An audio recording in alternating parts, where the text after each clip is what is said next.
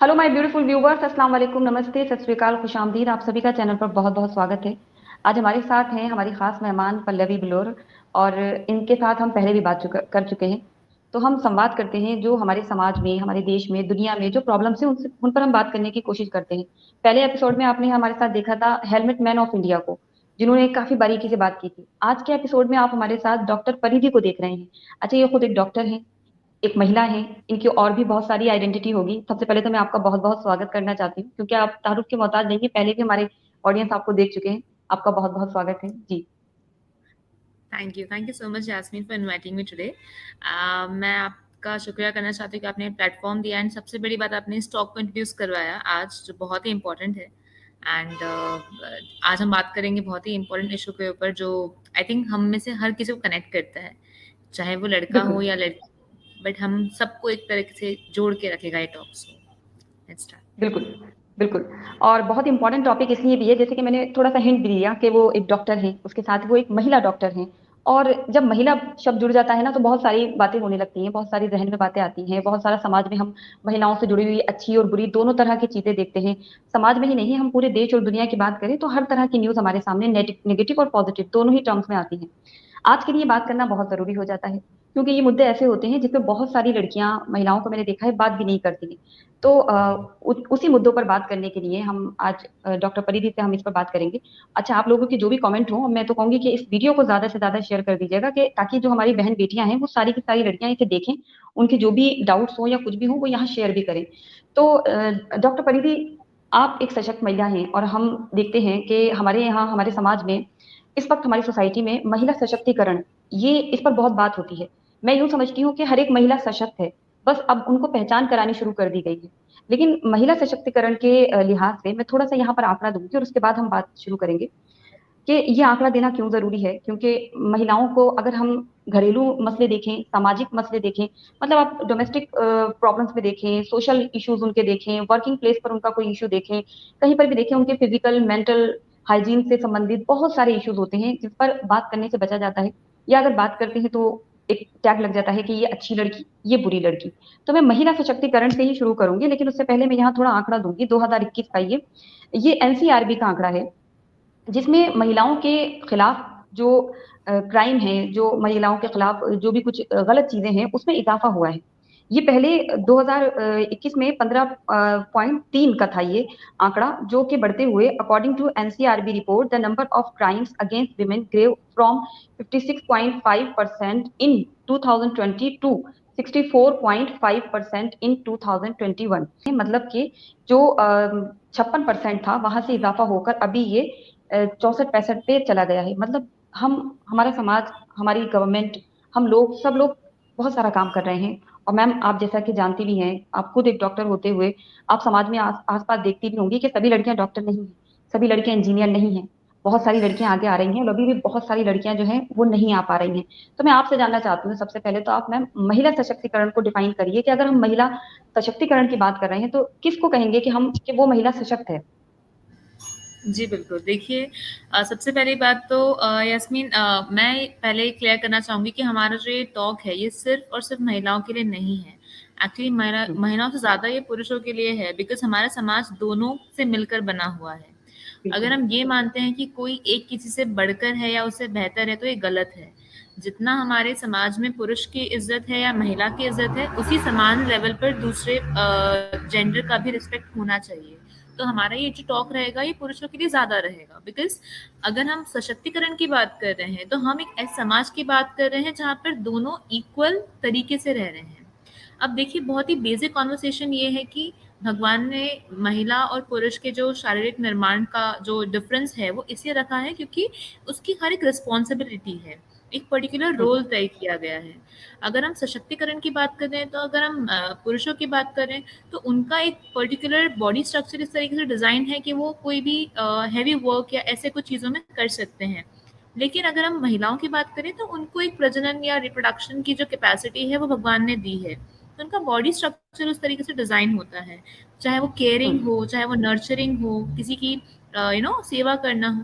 इसका मतलब ये नहीं है कि वो जेंडर कमज़ोर हो जाता है, ठीक है? तो पहले बिल्कुल तो हमें माइंडसेट बनाना है कि जो एक एक जो आपका रोल है, वो इसलिए नहीं किया गया है कि आप उसको कमजोर या उसको अलग नजरिए से देखें। ये सिर्फ एक टाइप का एक नेचर है, जो आपने नेचर को इस तरीके से डिवाइड किया है। दूसरी चीज ये होती है कि आज अगर हम इसको पॉलिटिकल सेंस में या सोशल सेंस में देखते हैं, तो सशक्तिकरण का मुद्दा कहाँ पर आता है कि आप किसी प्रोफेशन को फॉलो कर रहे हैं, तो या आप उसके अंदर में जा रहे हैं, तो आपकी क्रेडिबिलिटी, आपका जो आपका एक क्रेडिट है कि आप उस चीज को डिजर्व करते हैं, नॉट बिकॉज कि बिल्कुल। आप एक पर्टिकुलर जेंडर को बिलोंग करते हैं इसलिए वो आपके पास होना चाहिए। तो यहाँ पर सशक्तिकरण का मुद्दा कहाँ पर आता है, जब हम ये नहीं समझ पाते कि सशक्त महिला का मतलब क्या होता है। कोई भी इंसान, चाहे वो महिला हो चाहे पुरुष हो, सशक्तिकरण का मतलब ये है कि उसको अपने फैसले लेने का हक होना चाहिए, लेकिन उसके साथ में उसकी रिस्पॉन्सिबिलिटी भी उसे खुद उठानी चाहिए। जैसे अगर आज मैम हम फेमिनिज्म का बहुत एक वर्ड है जो बहुत हो चुका है, जिसका आई थिंक ऑलमोस्ट मजाक बन चुका है, लेकिन अगर आप मजाक रियल बन सेंस में चुका है। फेमिनिज्म को समझेंगे तो वो एक्चुअली में क्या बोल रहे हैं कि किसी महिला के पास इतना एक पावर होना चाहिए और साथ में रिस्पॉन्सिबिलिटी होनी चाहिए। हम हमारे अगर हक की बात करते हैं तो उसमें सेंस ऑफ ड्यूटी भी जुड़ जाता है। ठीक है, अगर आप अपने हम्म। डिसीजन लेना चाहते हैं तो आपके पास एजुकेशन होना चाहिए, आपके पास में एक बेसिक चॉइस होनी चाहिए कि किस प्रोफेशन में आप जाना चाहते हैं, और आप जब वहां जाते हैं तो एक particular set of role and responsibility होता है जो आपको वहां पे अदा करना होता है, चाहे वो एक महिला हो चाहे पुरुष हो। तो अगर हम बिल्कुल। महिला सशक्तिकरण की बात करें तो उसकी शुरुआत होती है एजुकेशन से, अपब्रिंगिंग से, कि भाई आप उनको हर फील्ड में उनकी चॉइस को आप ब्रॉड करके रखें कि आप कोई भी एरिया में जा सकते हैं, it is not limited to your gender. लेकिन जब आप वहां पर जाएं तो अपना बेस्ट दें, ये ना सोचे कि मैं महिला हूँ इसलिए मैं अलग तरीके से मुझे ट्रीटमेंट मिलना चाहिए, या मैं पुरुष तो मुझे अलग तरीके से ट्रीटमेंट मिलना चाहिए। ठीक है, आपको बिल्कुल। मैं थोड़ा सा एग्जांपल दूंगी। जैसे हम नॉर्मली सुनते हैं कि आर्म फोर्सेस में फीमेल्स को अलाउ कम किया जाता है या उनको बॉर्डर्स पे कम भेजा जाता है। अब हम्म। उसका मतलब है कि वो जो एक सोच रहती है कि ठीक है बायोलॉजिकली में भी विमेन जो होती है 40 किलो का वजन उठा के नहीं भाग सकती, तो हम ऐसा भी एक्सपेक्ट नहीं करेंगे कि सशक्तिकरण का मतलब ये है कि नहीं मैं तो 40 किलो वजन उठा के भाग के दिखाऊंगी। वो सशक्तिकरण नहीं होता। मेरी जो कैपेबिलिटीज हैं उसमें मैं बेस्ट क्या कर सकती हूँ। अगर और आजकल तो हमारी टेक्नोलॉजी इतना एडवांस्ड हो गया है कि आपको वेट लेके भागना इज नॉट द प्रूफ कि आप कितने काबिल हैं। ठीक है, आपको ये देखना है कि हमारे कैपेबिलिटी से क्या बेस्ट सर्व कर सकते हैं, दैट इज कॉल्ड एज बिल्कुल। एम्पावरमेंट। ठीक है, तो आपने चाहे अभी महिला हो। फेमिनिज्म की बात की।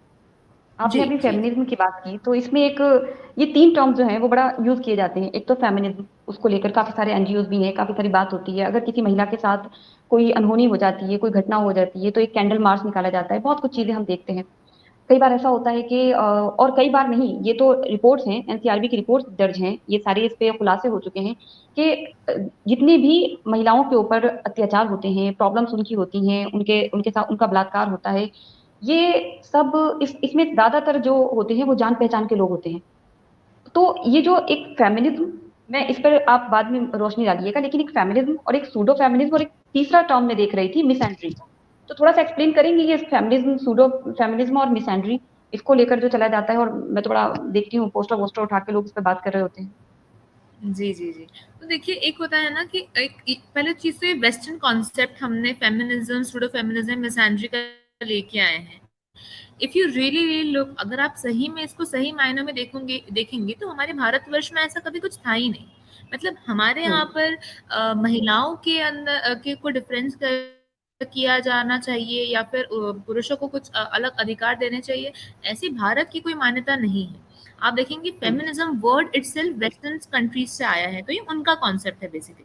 ठीक है, अगर आप हम्म। भारत की बात करेंगे तो हमारे यहाँ पर कभी भी इस तरीके से डिवीजन नहीं हुआ था। जैसे अगर हम कुछ कुछ कुप्रथाओं की बात करते हैं पहले जो मानी जाती हैं कि सती प्रथा हो गई है या लड़कियों हाँ। को मारा जाता था, तो आप देखेंगे इसका ओरिजिन कहीं और से हुआ है।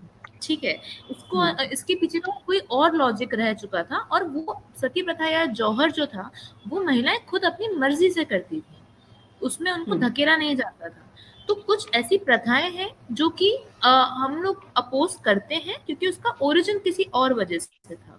बाकी अगर आप बिल्कुल। भारत को देखें तो आपको पता होना चाहिए कि यहाँ पे, और हमारे दर्शकों को पता होना चाहिए कि हमारे पास बहुत सारी ऐसी नॉलेजेबल लेडीज रह चुकी हैं जिन्हें बहुत कंट्रीब्यूशन भी बिल्कुल। दिया है, जैसे गार्गी हैं, उनने मतलब संस्कृत के जो ग्रामर है उनके अंदर में अपाला है। सो ऐसी बहुत सारी अलग अलग जो लेडीज हैं उनका कंट्रीब्यूशन है। आप और जब हम रिसेंटली रिसेंटली अभी rocket women Ritu Karidhal, Aditya L one बिल्कुल प्रोजेक्ट की महिला निगार शाजी, ये तो अभी रिसेंट है, अभी आजकल की बात है। इन्होंने तो इसरो में एग्जैक्टली पूरी दुनिया में नाम रोशन कर दिया। बिल्कुल, आप मतलब इतने एग्जाम्पल्स हम देखते हैं। मैं कश्मीर में एक बेटी को देख रही थी, वो बहुत ही अच्छी बॉक्सिंग करती हैं एंड मतलब कमाल का, मतलब उनने जो है उनका मैं नाम नहीं रिकलेक्ट कर पा रही, लेकिन उनने जो मतलब अभी हाँ, प्रतिभा इस्माइल दिखाई है। करके कुछ नाम है, मुझे ध्यान से नहीं आ रहा है। हाँ। हाँ, ऐसी कुछ 14 इयर्स की लड़की है, बट अब हाँ। हाँ। देखिए उस लड़की ने ये अपने आप को चैलेंज नहीं माना कि मुझे जो है एक पर्टिकुलर अपने आप को रोकना चाहिए। नहीं, उनके फादर ने और उनके भाइयों से उन्होंने सीखा, उन्होंने उसको बिल्कुल अप्लाई किया। तो हमें क्या ध्यान रखना है कि हमारा भारत का कॉन्सेप्ट जो है ना फेमिनिज्म का, वो टोटली अलग है और हमें फेमिनिज्म की एक्चुअली ज़रूरत नहीं है। हमें सिर्फ ये समझने की ज़रूरत है कि आज हमारे समाज में जो कुरीतियाँ डेवलप हुई हैं, ठीक है? जैसे मान लीजिए कि अगर मैं आज आपको सिंपल से एग्ज़ाम्पल दूँ, हम डोमेस्टिक वायलेंस की बात कब करते हैं? जो जहाँ पर थोड़े ऐसे एरियाज़ हैं जहाँ पर अवेयरनेस कम होती है। लेकिन हम हम्म। डोमेस्टिक वायलेंस की बात सिर्फ वहाँ नहीं करते हैं। डोमेस्टिक वायलेंस कई बार एजुकेटेड घरों में भी होता है। हम ये सोचते हैं बिल्कुल। कि सिर्फ विलेजेस में ऐसा हो, जबकि आप उल्टा देखेंगे। आप भारत का इतिहास देख लें तो आज भी जो ट्राइबल है, जो आदिवासी एरियाज़ हैं, वहाँ पर ज़्यादा समानता है। हमें बात पता होनी चाहिए कि वहाँ पर लड़कियों को हक दिया जाता है कि वो अपने हस्बैंड को चाहे तो तलाक दें, पर उनकी मर्जी में वो डिसीजन लिए जाते हैं। अगर आप हो ट्राइब जो होता है या कुकी ट्राइब जो भी है, आप उनके बारे में पढ़ेंगे, यहाँ पर तो ये दिया गया है कि महिलाओं को ज्यादा एक ऊंचा ओहदा दिया गया है। तो आप सोच जी, सकते हैं जब उनके यहाँ हमारे एक इमा आदिवासी इमा बेल्ट में मार्केट, इतना आपने वहाँ की बात की तो वहाँ एक इमा मार्केट है जिसमें सारी महिलाएं ही होती हैं, उसमें कोई पुरुष नहीं होता, तमाम महिलाओं का वो पूरा मार्केट होता है, इमा मार्केट मणिपुर में। बिल्कुल, बिल्कुल, बिल्कुल। तो मतलब आप सोचिए, ऑलरेडी अगर हम बात करते हैं इस चीज़ की, और अब जैसे आपको मैं बताती हूँ सूडो फेमिनिज़्म क्या होता है, तो हमने फेमिनिज़्म कौन सा समझ लिया हमारे भारत के कॉन्टेक्स्ट में। अब जैसे मान लीजिए सबरीमाला टेम्पल जो है बहुत कंट्रोवर्सी में था कि महिलाएँ जो बोल रही हैं कि हमें उस टेम्पल में तभी जाना है जब वो टेम्पल में जाना अलाउड नहीं है। अब आप सोचिए कि अगर आप कोई ऐसे टेम्पल में जाएँगे जहाँ पर ठीक है, एक रिस्ट्रिक्शन है, एक मान्यता है कि वहाँ नहीं जाना चाहिए। तो ये तो हमारी समझदारी की बात होती है, राइट? अब अगर मैं इसको ये हम्म। कंपेयर करूँ कि नहीं मेरा तो राइट है, मुझे तो आप रोक के दिखा दो, आर्टिकल नंबर 21 है, ये सही बात नहीं होती है। ठीक है? इसको बोलते हैं सूडो फेमिनिज्म। जस्ट कि मुझे प्रूव करना है कि मैं एक फीमेल हूँ इसलिए मैं कहीं भी जा सकती हूँ, वो होता है सूडो फेमिनिज्म। अगर मान लीजिए कोई मुझे रोकेगा कि भई आपको जो है आपकी सेफ्टी के लिए आपको जो है इस एरिया में नहीं जाना चाहिए। तो उसका मतलब हम्म। नहीं, मुझे कैसे रोक दिया आपने? उस चीज़ को मैं गलत मानती हूँ। सूडो फेमिनिज्म का मतलब और क्या होता है? डॉक्टर परिधि, कई जस्ट बार ऐसे वीडियोस भी तो आते हैं जिसमें लड़कियां, सामने वाले लड़के की कोई गलती नहीं होती है, खुद उन्होंने हाँ, कार टकराई होती है और उसके बाद वो वीडियोस खुद करती हैं कि अब तेरा देख मैं क्या करवाऊंगी, मैं तो महिला हूँ। तो इस तरह की वीडियोस भी आती हैं। एग्जैक्टली आप जो एग्ज़ैक्टली। परिभाषा कह रही हैं वो मैं उससे कनेक्ट कर पा रही हूँ।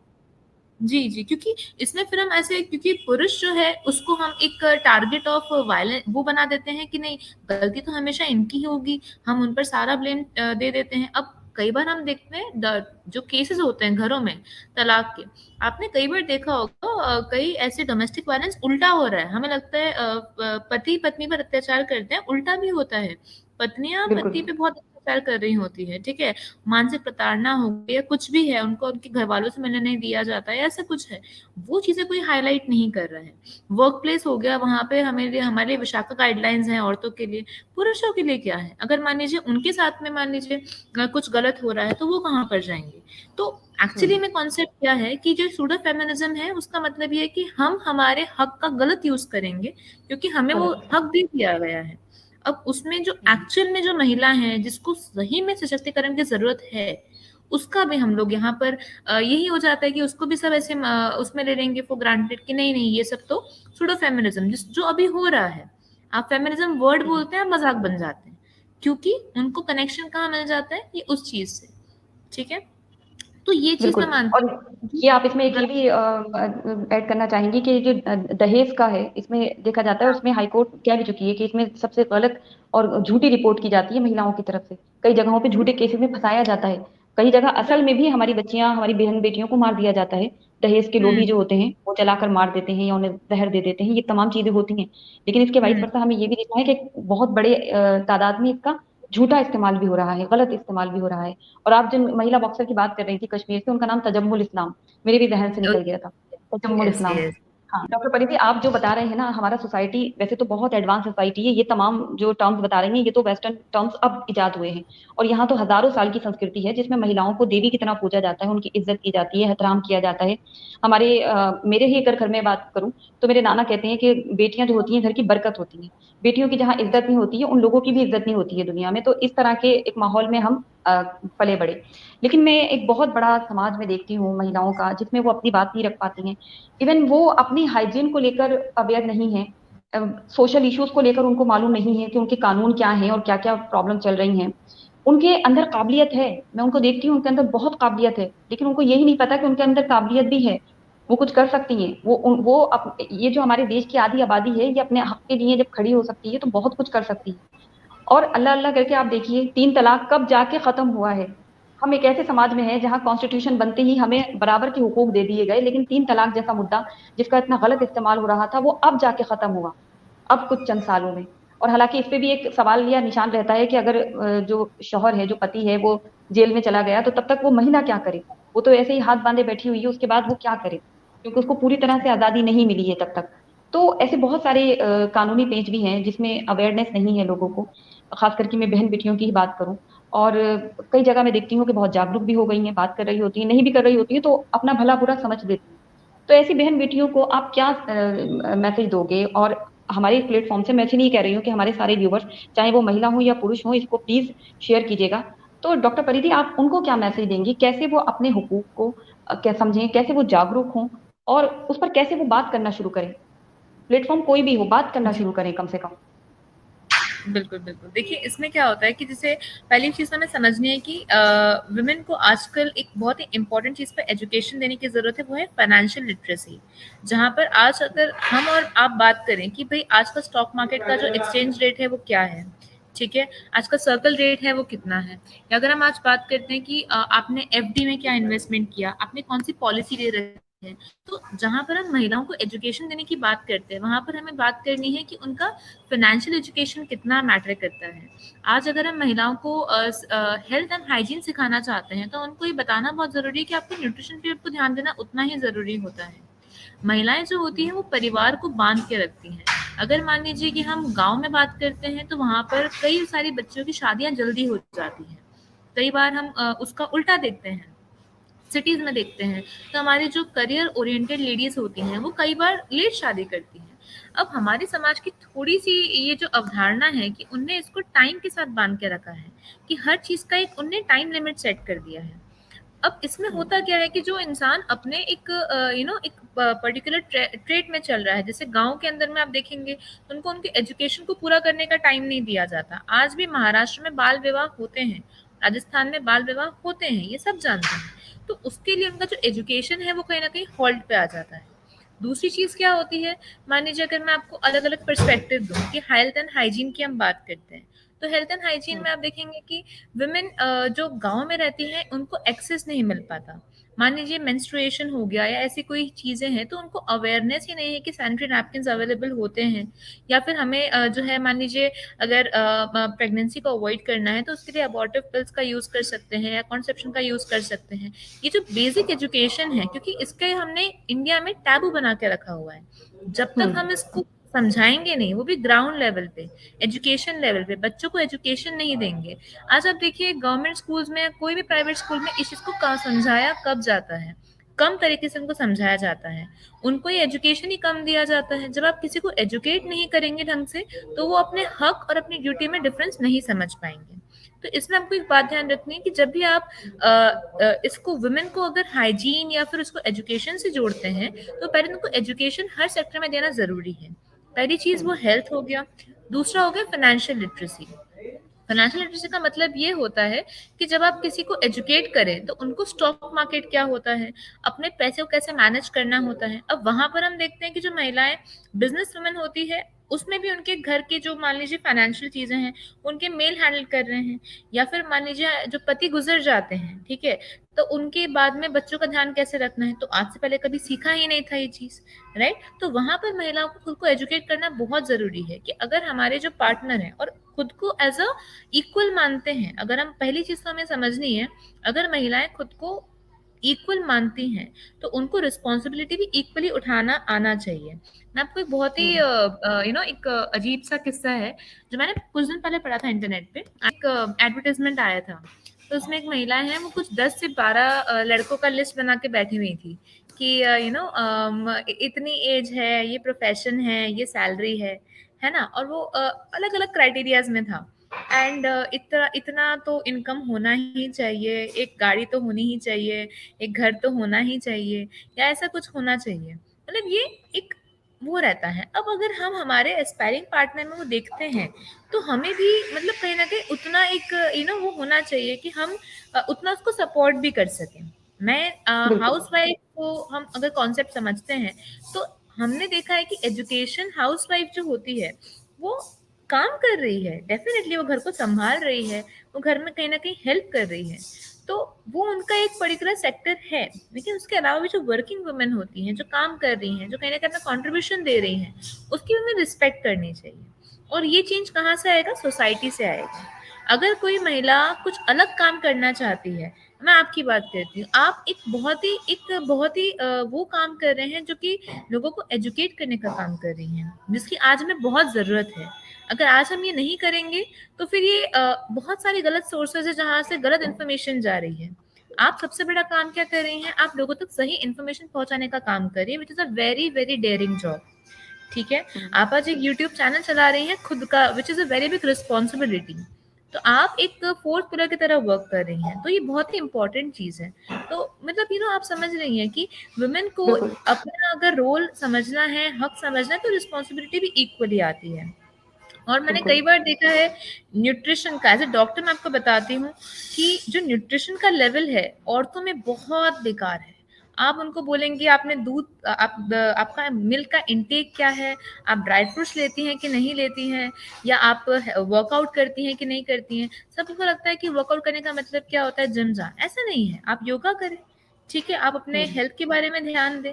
अगर आप अच्छी रहेंगी तो अपने परिवार का आप ध्यान रख पाएंगी। सो बेसिकली जो न्यूट्रिशन का लेवल है, मैं फीमेल्स में क्या देखती हूँ कि न्यूट्रिशन का जो लेवल होता है उनके अंदर में, अब आप मान हम्म। लीजिए कि बहुत बेसिक चीज है, अगर आप सुबह ब्रेकफास्ट बना रही हैं तो आप खुद भी करें, और बच्चों को खिला रहे हैं, हस्बैंड को खिला रही हैं, तो आपको खुद का ध्यान पहले रखना चाहिए। इसमें थोड़ा सेल्फिश होना जरूरी भी है ना। आप एग्जैक्टली। मॉर्निंग में अगर न्यूट्रिशन ले रही हैं, आप लंच कम कर रही हैं, बट नहीं, हम वो क्या देख रहे हैं दैट मॉर्निंग में जो है बच्चों को ब्रेकफास्ट बना दिया, ठीक है, उसके बाद में खुद गॉसिप करने कहीं चले गए, या खुद का जो है ध्यान नहीं रखा, एंड फिर हम कंप्लेन कर रहे हैं कि हमारा तो दिन भर यहीं चला जाता है, हम तो वर्कआउट नहीं कर पाते हैं, हम बच्चों के पीछे।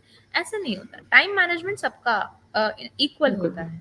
तो दिस बल्कि इज मैंने तो ये देखा है कि बहुत सारी, मतलब ये एक मेरा जाती तजुर्बा है, मैंने देखा है कि जिनकी शादी हो जाती है उनको लगता है कि अब हमें क्या जरूरत है, अब तो शादी हो गई।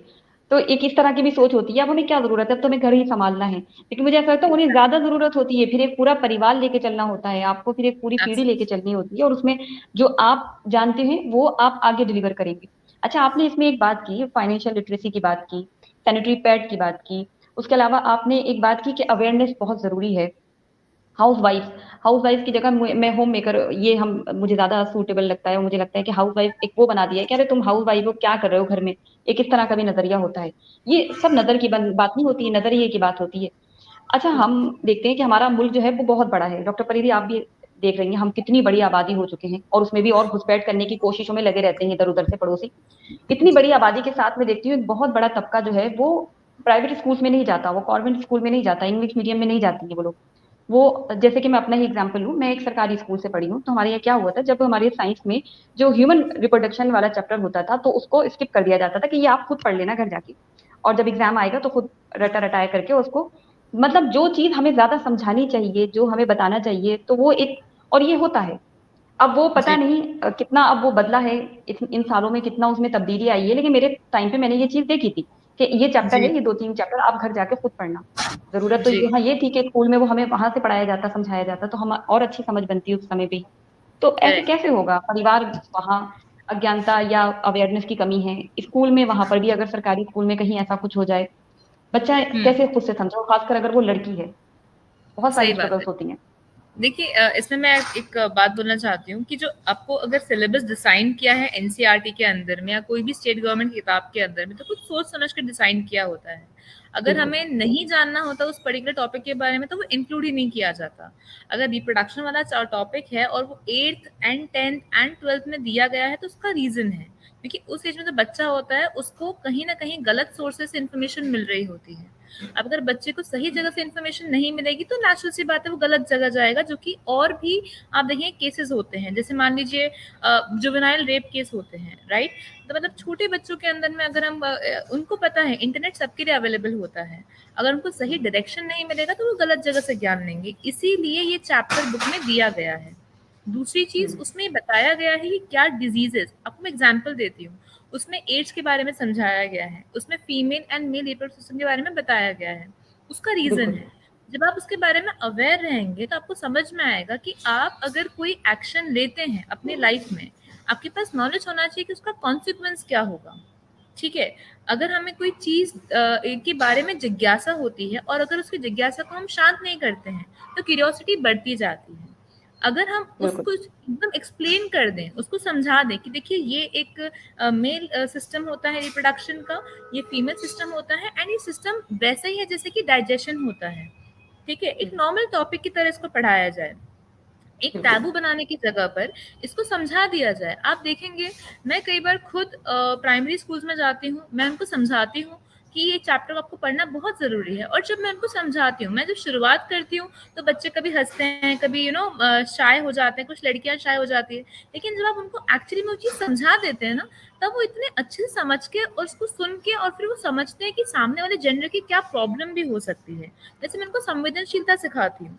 जैसे मान लीजिए अगर आपकी कोई फीमेल फ्रेंड है और 8th और 9th में, जैसे मान लीजिए अभी अभी कभी मेंस्ट्रुएशन स्टार्ट हुआ है, या कभी कभी ऐसे हो जाता है कि उन्हें पैड्स अवेलेबल नहीं होते, तो ये सिखाना जरूरी है लड़कों को कि भाई देखिए आपके घर में आपकी फीमेल फ्रेंड हो सकती है, तो उसको आप किस तरीके से कंफर्ट दे सकते हैं, है ना। आप उसको हम्म। अपना ब्लेजर दे सकते हैं कि भाई कहीं पर अगर कोई निशान या दाग रह गया हो तो, या आप उसको पैड ला के दे सकते हैं। मतलब ये आप एक क्रिएट करें सोसाइटी जहां पर वो एक दूसरे को अलग निगाह से नहीं देखेंगे, क्योंकि जितना आप बिल्कुल। पार्टीशन क्रिएट करेंगे उतना उसमें डिफरेंसेस रहेंगे। जहां पर आप समझा बिल्कुल। देंगे और फिर कहीं ना कहीं मैंने बच्चों में ऑब्जर्व किया है कि वो उसके बाद में रिस्पेक्ट भी करना सीख गए हैं एक दूसरे की।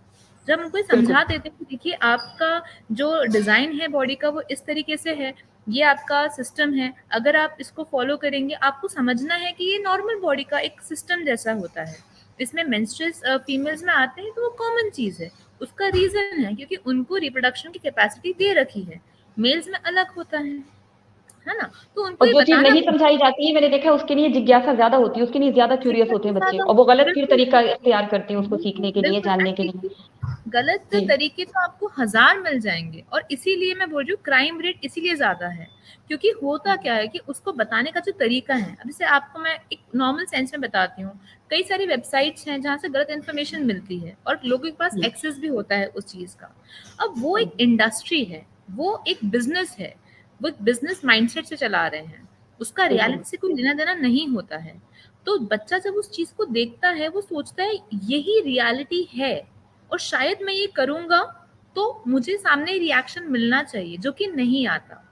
एंड मैं आपको बिल्कुल। बता रही हूँ जो जिस इंडस्ट्री की मैं बात कर रही हूँ, आई थिंक आप भी समझ रही हैं, मैं भी समझ रही हूँ, और हमारे दर्शक भी समझ रहे हैं कि वो जो पर्टिकुलर इंडस्ट्री है उनका मकसद है सिर्फ पैसे कमाना।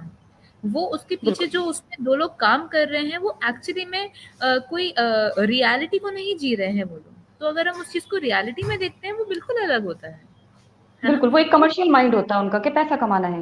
हम्म। एग्जैक्टली उसके पीछे उनका ये लॉजिक, और इसीलिए आप देखें ह्यूमन ट्रैफिकिंग बढ़ रही है, फ्लैश ट्रेड बढ़ रहा है, क्योंकि ऐसी वेबसाइट्स को बढ़ावा मिल रहा है। ठीक है, बिल्कुल। लड़कियों को अगवा किया जा रहा है, बच्चों को अगवा किया जा रहा है। आप देखिए उसमें कैटेगरीज होती है, मतलब बच्चों को आप टॉर्चर कर रहे हैं, लड़कियों को आप टॉर्चर कर रहे हैं, क्योंकि आपको उस वेबसाइट पर एक पर्टिकुलर वीडियो बना के डालना है और उसको देखने वाले उसमें कंट्रीब्यूटिंग फैक्टर्स हैं। तो कहीं ना कहीं अगर कोई उस वेबसाइट को एक्सेस कर रहा है, और आप देखिए ये चीज टीनेजर्स में बहुत ज्यादा है, रैम्पेंट है, बच्चों को वेबसाइट्स ऐसी मिल जाती है, वो एक्सेस करना शुरू कर देते हैं और कई बार वो खुद उसके शिकार भी हो जाते हैं। तो बिल्कुल उनको ये बिल्कुल। एजुकेशन देना बहुत जरूरी है कि कल को अगर कोई आपको इस तरीके का, और good touch and bad touch ये बहुत इंपॉर्टेंट है। हम आपने एक बात मेंशन की थी कि जो बहुत ही क्लोज होते हैं, जिन पर बहुत ट्रस्ट होता है, उन्हीं के परिवार में या कोई उनके रिश्तेदार है, या मान लीजिए कि जान उनके पहचान में। कोई जान पहचान वाले हैं और वही ऐसी हरकत करते हैं। तो और ये सिर्फ लड़कियों का नहीं, लड़कों के साथ ज्यादा होता है।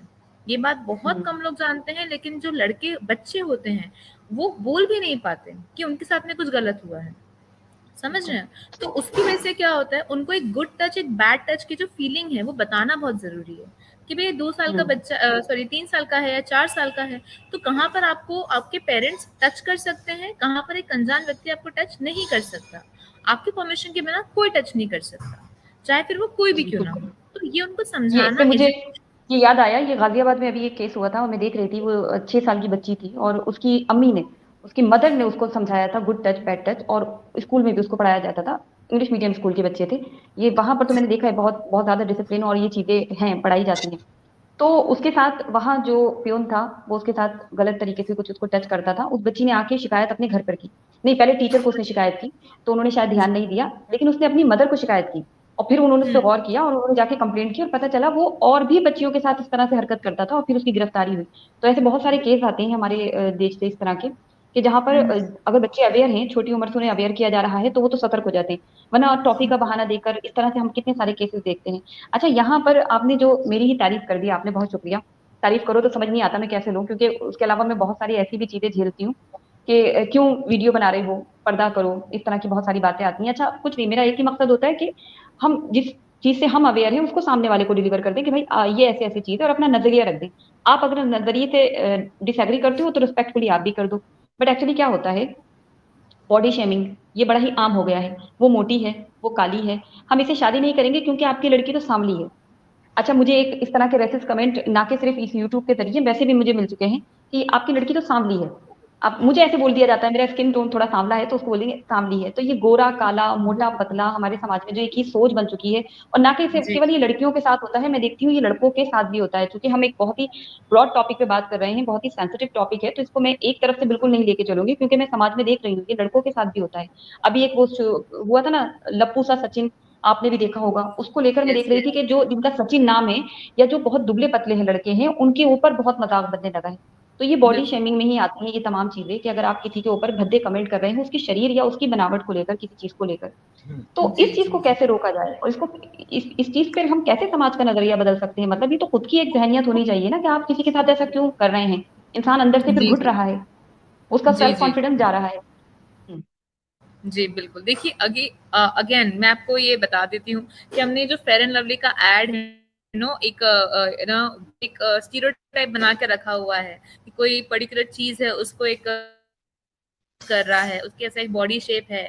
तो कई बार क्या होता है कि हाँ। हमारे इंस्टिंक्ट में, हमारे दिमाग में वो चीज़ रह जाती है। एंड लड़कियों के साथ में भी ऐसा होता है। मैं नहीं बोलूँगी कि सिर्फ लड़कों के साथ में, लड़कियों के साथ में ऐसा हो रहा है कि जो बॉडी शेमिंग का, जो बॉडी का जो इमेज आ जाता है, बिकॉज़ हमने कहीं न कहीं वो बॉलीवुड या हॉलीवुड मूवी से इंस्पायर होके इसमें एक फीमेल या मेल को कैटेगराइज़ करना शुरू कर दिया कि एक मेल है हम्म। तो सिक्स पैक एब्स होने चाहिए, इतनी हाइट होनी चाहिए, इतना गोरा होना चाहिए, या ये हेयर स्टाइल होनी चाहिए। फीमेल है तो पतली होनी चाहिए।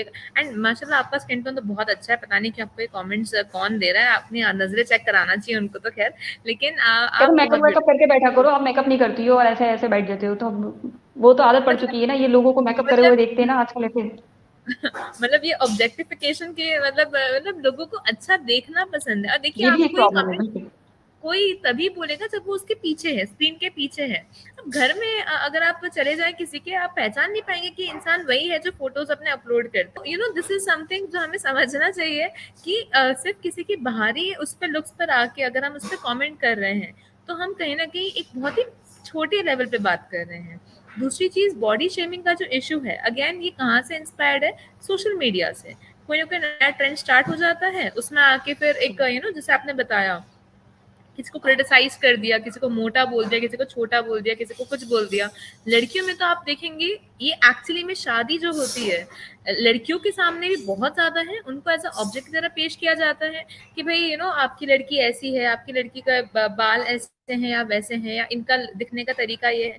आप यहाँ तक देखेंगे इनके पहनावे में बात आ जाती है। अगर आपकी लड़की जो है एकदम ढके हुए कपड़े पहन रही है तो वो संस्कार है। आपने गुड गर्ल बैड गर्ल की डेफिनेशन देखी होगी, ठीक है।